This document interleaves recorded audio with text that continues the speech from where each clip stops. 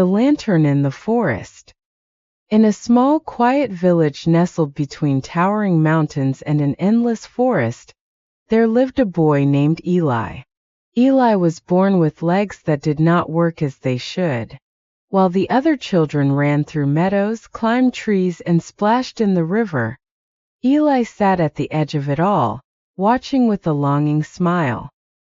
He never spoke of it, but deep in his heart, he wished he could run. Run so fast that the wind would sweep through his hair, carrying him far beyond the horizon. His grandmother, a wise and gentle woman, often told him stories in the soft light of their small flickering hearth. She would speak of ancient forests where dreams took shape, where birds sang songs that could heal broken hearts, and lanterns led wanderers to where they needed to be. Eli listened intently, imagining every word. His grandmother's stories were the bridge between his little home and the great unreachable world outside. One chilly autumn evening, when the air smelled of wood smoke and fallen leaves, Eli sat by the fire as his grandmother placed an old lantern on the table before him. It was small, with a brass frame worn smooth by time, and inside was a flame that burned steadily, even though Eli could not see any oil to fuel it. "This lantern has been passed through our family for generations," his grandmother said softly, her wrinkled hands resting on Eli's. "It has led many of our ancestors to places they only dreamed of." Eli's eyes widened as he stared at the flame. "How?" he asked, his voice a mix of awe and doubt. "Sometimes, Eli," she said with a small smile, "it's not our legs or arms that take us where we need to go. Sometimes it's the light we carry in our hearts. And sometimes," she whispered, leaning close, "a lantern like this can help us see the path that was always waiting for us." Eli did not quite understand, but he nodded. That night, he took the lantern to his small bed and placed it on the table beside him. The flame glowed warmly, casting soft shadows on the walls. He lay down, his eyes fixed on the gentle flicker, and as sleep began to wrap around him like a heavy quilt, he made a quiet wish. "I wish I could see the forest. I wish I could run." The moment his eyes closed, something magical happened. Eli opened his eyes to find himself standing, not sitting but standing, at the edge of a vast and magnificent forest. His legs felt strong beneath him, as if they had always been that way. The lantern was in his hand, its golden light spilling out and painting the path before him in soft, shimmering hues. The forest stretched endlessly, with trees so tall their branches seemed to touch the stars.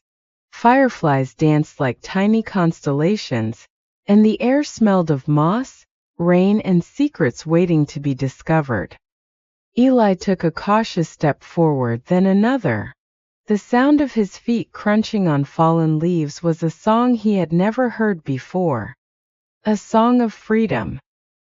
He began to walk, and soon his walk turned into a run. He ran faster and faster, his heart soaring with every stride. The lantern's light stayed with him, guiding him deeper into the forest, and for the first time in his life, Eli felt truly alive. As he ran, the forest revealed its wonders to him. Trees whispered stories in voices like wind, their leaves glowing gold and green. Streams glittered like ribbons of silver under the moonlight. Birds with feathers as blue as sapphires flew alongside him, calling out as if cheering him on. A family of deer paused to watch him, their dark eyes reflecting the lantern's light. Eli laughed as he splashed through a brook, feeling the cool water rush over his feet. He climbed a hill, each step effortless, until he reached the top and gazed out over a sea of trees, their canopies lit by the silver glow of the moon. For a long time Eli stood there, the lantern's flame steady and warm in his hands.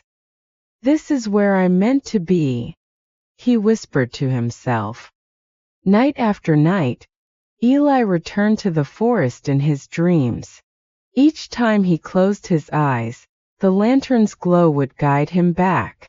He explored waterfalls hidden behind veils of ivy, caves where crystals hummed soft melodies, and meadows where flowers bloomed in colors he'd never seen before.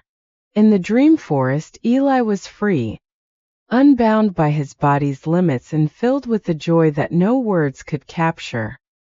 But as time passed, Eli's grandmother grew ill. The house grew quieter, the fire in the hearth smaller. She spent her days in bed, her voice softer with each passing day. One evening, as Eli sat beside her, the lantern in his lap, she reached out and touched his hand. "Eli," she whispered, "have you found the forest?"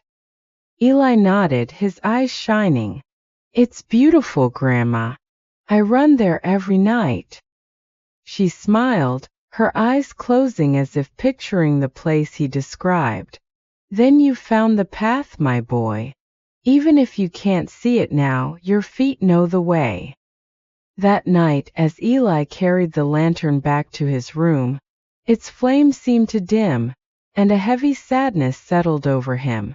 When he fell asleep, the forest was there waiting, but this time the air felt different, quieter, as though the forest itself was holding its breath. At the base of a tall hill, Eli saw a figure waiting for him. It was his grandmother, her face glowing softly in the lantern's light. She smiled as Eli ran to her, tears streaming down his face. "Don't cry, Eli," she said gently. "I will always be here, in the light that guides you." She touched the lantern, and for a moment, its flame blazed brighter than the sun, bathing the forest in gold. Then slowly she faded into the light, her warmth lingering like a final embrace. When Eli woke the next morning, the house was silent. His grandmother was gone. Years passed, and Eli grew into a young man. Though his legs remained weak, something had changed in him. He began to move more, first across the room, then to the garden, then to the edge of the forest. Every step was a promise, every movement a tribute to the dreams he carried. One day, Eli sat on a hill overlooking the village. In his hands he held the old lantern, its flame still burning bright. Around him children gathered, their eyes wide with wonder as he began to tell them stories. Stories of the lantern, the forest, and the dreams that carried him. "You see," Eli said, holding the lantern up so its light shone across their faces, "sometimes the path to where we belong isn't walked with our feet but with our hearts. And sometimes if you carry a little light with you, you'll find the way."